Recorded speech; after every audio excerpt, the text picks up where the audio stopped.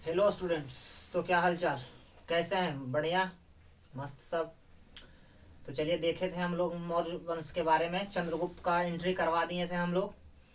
उसके बाद चाणक्य भी आ गए थे और कल कहानी बेस्ड में पूरा का पूरा डाटा आपको दे दिए थे। पूरा का पूरा कहानी के माध्यम से ही पूरा बता दिए थे आपको जो है इसमें मौर्य वंश में चंद्रगुप्त मौर्य के बारे में। तो आइए आज देख लेते हैं उसके आगे क्या है कि कहानी डाटा इसमें चाहिए आपको। तो सबसे पहले तो 300 मौर्य वंश, चंद्रगुप्त मौर्य, ये तो पता है।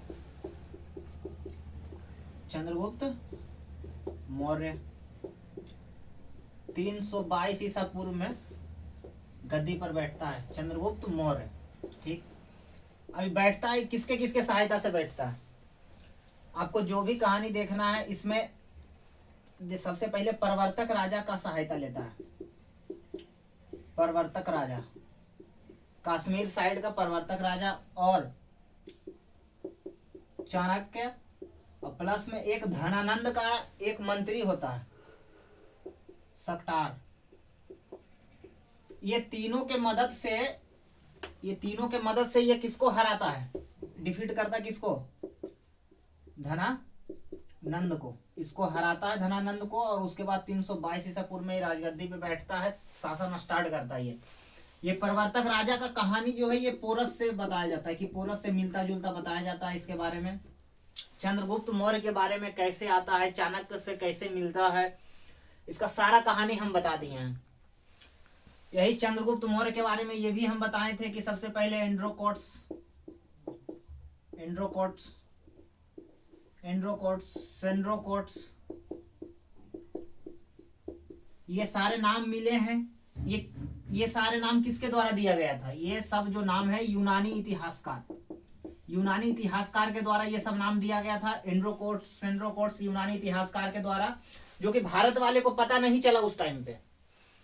बाद में एक इतिहासकार आते हैं, उनका नाम है विलियम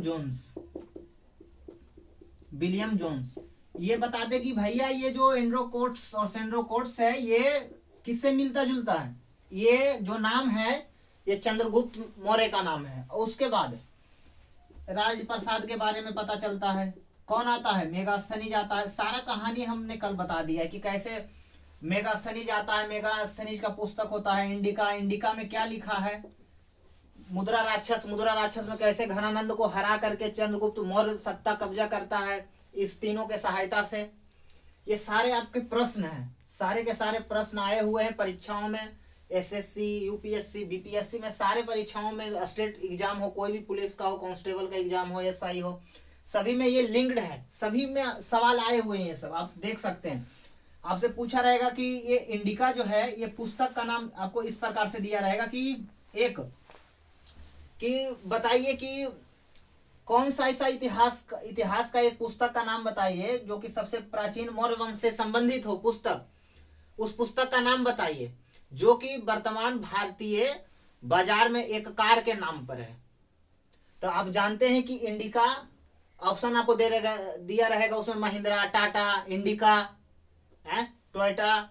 तो क्या मानिएगा, इंडिका क्या है, कार के नाम पे है इंडिका की नहीं। प्रश्न ऐसे सेटर घुमा करके देता है, घुमा करके प्रश्न देता है, तो इंडिका मारना है। और उसके बाद इंडिका को लिखने वाले कौन थे, मेगास्थनीज जो एम्बेसडर राजदूत होता है, ये प्रथम राजदूत, ये जो है मेगास्थनीज ये प्रथम राजदूत था। सारा कहानी हम कल बता चुके हैं। आप इससे पहले वाले वीडियो में जाइए और देखिए कहानी सारा जो इससे रिलेटेड है, कैसे आता है चंद्रगुप्त मौर्य। जैसे शादी विवाह होता है तो एक ठो साथ में जाता है ना भाई, लड़की के साथ में एक ठो जाता है विदाई के टाइम पर, कोई भाई भतीजा कोई भी परिवार वाला जाता है, तो उसी टाइप से मेगास्थनीज को कौन भेजता है, सेल्यूकस निकेटर भेजता है। ठीक, तो ये प्रथम राजदूत हुआ जो कि आया किसके दरबार में, चंद्रगुप्त मौर्य के दरबार में आता है। ठीक, अब ये आता है, इसका आने का कहानी 305 ईसा पूर्व से स्टार्ट होता है। 305 ईसा पूर्व में इसका कहानी स्टार्ट होता है कि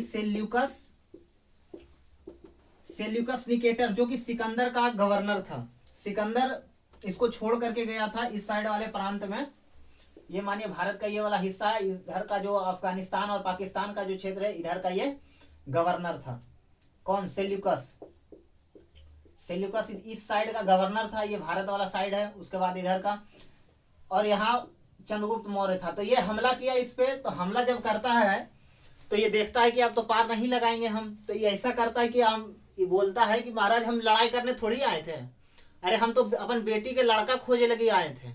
तो कहता है अरे भाई कौन बात है? तो कहता है हम बेटी के लड़का खोजे लगे आए थे। जैसे पहले कैसे सीता स्वयंवर हुआ था, याद होगा आप लोग को, रामायण देखे होंगे तो सीता का स्वयंवर होता है जिस टाइप से, तो उसी टाइप से ये बोला सेल्यूकस कि हम आए हैं यहाँ लड़का खोजने के लिए, और आपके जैसा लड़का कहाँ मिलेगा हमको। तो आप है कि हमारी पुत्री है हेलेना या कहीं कहीं कार्नेलिया दिया है, आप उससे विवाह कर लीजिए। और विवाह हो जाता है, उसके बदले में 4 ठो जगह देता है इसको, पूरे 4 ठो जगह देता है। उसके बदले में ये 500 हाथी देता है इसको चंद्रगुप्त मौर्य। क्योंकि बाद में चंद्रगुप्त मौर्य को ये बात पता चलता है कि जो है सेल्यूकस ये हाथियों के लिए हमला किया था। और हाथी का महत्व क्या था वो सिकंदर का जो वीडियो है उसमें हम बता दिए हैं कहानी की। प्रथम बार सिकंदर का सेना का सामना हाथी से होता है, और हाथी सबसे ज्यादा पाया जाता था कहाँ? मगध में। और यही एक कारण, ये हाथियों का होना भी एक कारण था कि मगध का उत्कर्ष इतना महान हुआ। एक तो नदी भी था मगध के उत्कर्ष में, नदियों का बहुत योगदान, वो हम सब सारे एस्पेक्ट इसके देखेंगे, सारे पक्ष विपक्ष तर्क वितर्क सारे करेंगे, इसके बारे में देखेंगे। और उसके बाद 4 शहर इसको देता है, एरिया, अराकोसिया, तीसरा शहर है जेड्रोसिया, और चौथा शहर इसका पेरिपदसमई। काबुल, कंधार, हेरात, मकरान का बाद में जाकर के इससे जोड़ा गया, उसको बाद में लिंक करके हम डाटा वाला में दिखाएंगे। लेकिन अभी ये जानिए जो स्टार्टिंग से था, एरिया, अराकोसिया, जेड्रोसिया, पेरिपदसमई, ये 4 क्षेत्र दिया गया था। और ये इतने में पूरा ही आ गया था। और ये सेल्यूकस जाकर के एक छोटे से क्षेत्र में बस गया जाकर के। 500 हाथी देता है। इधर आता है अब तो देखिए चंद्रगुप्त मौर्य कहाँ है, अब एंट्री भी कर गया। प्रवर्तक राजा पोरस, इसका कहानी पोरस से मिलता जुलता है।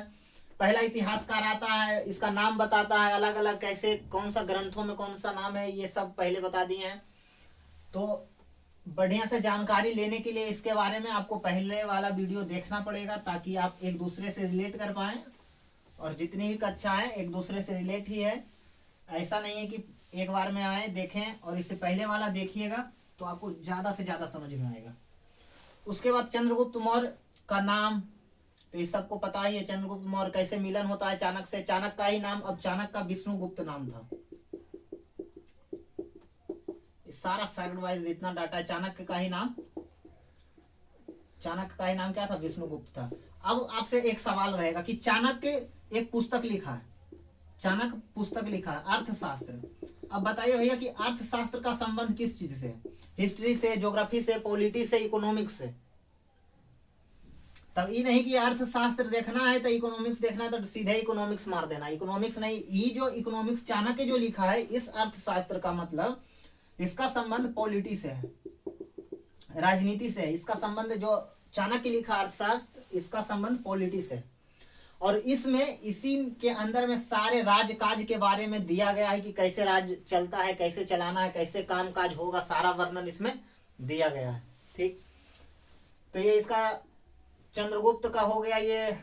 और बाद में ये प्रधानमंत्री बन जाता है। चाणक्य जो है इसको बैठा करके ये फिर प्राइम मिनिस्टर का पोस्ट लेता है, वजीर जो बोला जाता है उस टाइम पे। अब आता है चंद्रगुप्त मौर्य। ये इधर वाला क्षेत्र समझिए भारत का है, ये इस साइड वाला इधर तो अभी यही है। तो इसमें अब इसके विजय अभियानों पे हम लोग चलते हैं, विजय अभियान पे चलते हैं। सारा सवाल देखते जाइएगा, डाटा सारा काम करेगा आपका एग्जाम में। एक कहानी टाइप में ही हम बताने का प्रयास कर रहे हैं, ऐसा नहीं कि बता रहे हैं कि आपको याद करिए कि चंद्रगुप्त मौर्य 322 में, चाणक्य का दूसरा नाम विष्णुगुप्त, कौटिल्य पुस्तक लिखा अर्थशास्त्र, किससे संबंध? पॉलिटी से। तो ये सब कहानी वाइज इस टाइप से बता रहे हैं ताकि आपको ध्यान में रहे, याद रहे। और ये अब देखिए इसका सबसे पहले विजय का बात करते हैं, चंद्रगुप्त मौर्य का विजय। तो सबसे पहले ये विजय इधर वाला हो गया, सेल्यूकस पूरा जीत लिया, Kabul, Kandahar, Herat, Makran, area, Arachosia, Gedrosia, पेरिपदसमई, ये सारा क्षेत्र जीत करके अब किसका हो गया? ये मगध के क्षेत्र में मिल जाता है। ये सारा क्षेत्र इधर वाला, ये यूनान वाला क्षेत्र मिल जाता है इसमें। यहाँ पास है आपका पाटलिपुत्र, यहाँ पास पाटलिपुत्र है, ठीक।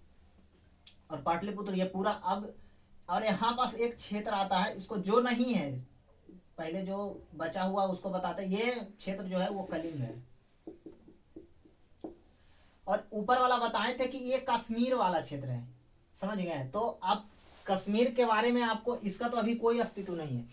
कश्मीर वाला आपको अशोक में पढ़ने को मिलेगा। अशोक के बारे में आपको पता चलेगा कि अशोक ने कश्मीर को बसाया था। तो इसको छोड़ देते हैं यहाँ पास, और कुछ क्षेत्र यहाँ वाला बच जाता।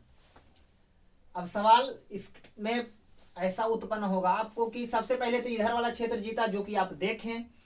उसके बाद ये दक्षिण विजय करने वाला प्रथम शासक जो कि दक्षिण विजय करता है, प्रथम शासक ये। इससे पहले दक्षिण कोई नहीं जीतता। और दक्षिण से उत्तर, उत्तर से दक्षिण जीतता है। लेकिन उत्तर वाले राजा दक्षिण को जीत लेते थे, लेकिन दक्षिण वाले राजा उत्तर को कम जीतते थे। तो एक ही राजा है, तो उसके बारे में बताएंगे आपको आगे। तो दक्षिण को विजय करने वाला ये प्रथम शासक हुआ चंद्रगुप्त मौर्य, ठीक। इसका पहले देखते हैं विजय अभियान। ये तो एक अभियान ये हो गया। उसके बाद दक्षिण का विजय। उसके बाद सुदर्शन झील के बारे में सुने होंगे आप। तो सुदर्शन झील के बारे में आपको बताते। तो यहाँ गुजरात का सौराष्ट्र, ये गुजरात का साइड, इसका पश्चिमी छोर जो था ये गुजरात सौराष्ट्र में। और सौराष्ट्र में ही यहाँ रुद्रदामन का जूनागढ़ अभिलेख में प्राप्त होता। सबसे बड़ा संस्कृत अभिलेख है ये। और इसी में क्या पता चलता है, इसी के समय सौराष्ट्र का गवर्नर कौन था इसका, पुष्यगुप्त से मिलकर ये किस चीज का निर्माण करवाता है, सुदर्शन झील का निर्माण करवाता चंद्रगुप्त मौर्य।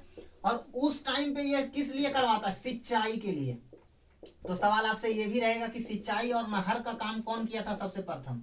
अब सिंचाई बना, अब जैसे कि अब कुआं खुदवाया, नहर बनवाया है बड़ा बड़ा, तो सिंचाई के लिए नहर बनवाता है। उसके बाद नहरों का जाल बिछवाया, ये कौन, चंद्रगुप्त मौर्य। तो ये भी सवाल आपसे रहेगा।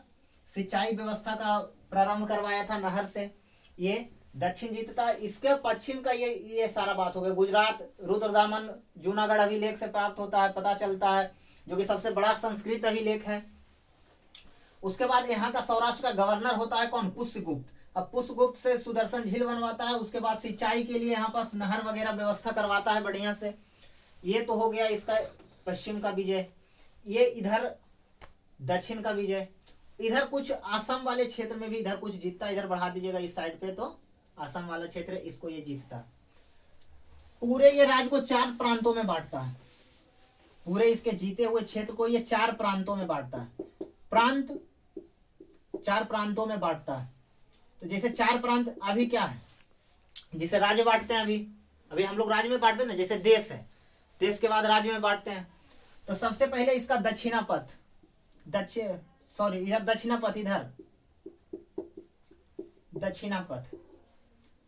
दक्षिणापथ का राजधानी स्वर्णगिरी था।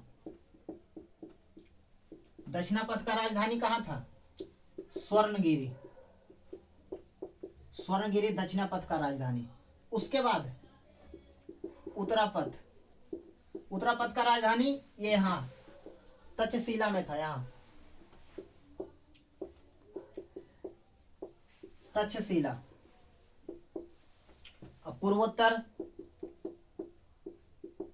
में यहाँ पाटलिपुत्र था। और मगध की राजधानी भी पाटलिपुत्र थी। जैसे कि दिल्ली कैसे, अभी दिल्ली केंद्र शासित प्रदेश है, यूनियन टेरिटरी है। तो दिल्ली का जो एनसीआर है, नेशनल कैपिटल रीजन इसको बोला जाता है दिल्ली को।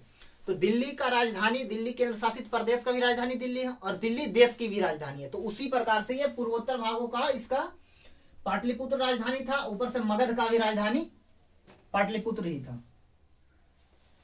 और इधर पश्चिम वाले में इसका एक मध्य में आ जाता है, मध्य भाग में उज्जैन था। मध्य में इसका उज्जैन था। एक ये देखिए, ये 4 प्रांतों में बांट दिया था इसको पूरा इस टाइप से। अब तो इसका चार प्रांत के बारे में देख लिया हम कि कैसे कैसे जीता, कैसे कैसे ये बनाया है, अपना नहर सिंचाई व्यवस्था आरंभ किया। ठीक, तो चंद्रगुप्त मौर्य के बारे में ये सारा डाटा आपको दिए हैं। और जो भी डाटा इसके बाद है, अब ये तो मिल जाता है, इसका चार प्रांत बना लेता है, उसके बाद ये शासन करता है। अब इसके धर्म के बारे में आपको रहेगा। ठीक, ये आपका धर्म के बारे में रहेगा, चंद्रगुप्त मौर्य के धर्म के बारे में। तो ये सबसे पहले तो जैन धर्म को मानता था, और जैन धर्म का दीक्षा इसको कौन दिया था? जैन साधु भद्रबाहु। भद्रबाहु से ये शिक्षा दीक्षा ग्रहण किया था जैन धर्म का, जैन अनुयायी बना। और जब जैन धर्म ये ग्रहण कर लेता है तो इसके राज्य में कुछ दिनों के बाद अंत समय में 12 वर्षों का भीषण अकाल आता है। अकाल आता है, 12 वर्षों का भीषण अकाल आता है। अकाल का मतलब ये कि जो खाने पीने के लिए भी नहीं प्राप्त हो रहा है, समझिए। या दो कारण से, या तो अत्यधिक सूखा या फिर अत्यधिक बाढ़। अब ज्यादा बाढ़ भी आ जाएगा तो फसल अच्छी तरीका से नहीं होगा। जब अच्छा तरीका से नहीं होगा फसल तो फिर खाने पीने में दिक्कत होगा, कमी आएगा खाद्यान्न आपूर्ति में। तो अकाल 12 वर्षों के भीषण अकाल के बाद ये राजा था भाई, इसको खराब लगा, ये अपना राजकाज सारा किसको दे दिया? अपना पुत्र बिंदुसार को। और ये निकल जाते कहाँ? कर्नाटक। कर्नाटक के कौन स्थान? श्रवणबेलगोला।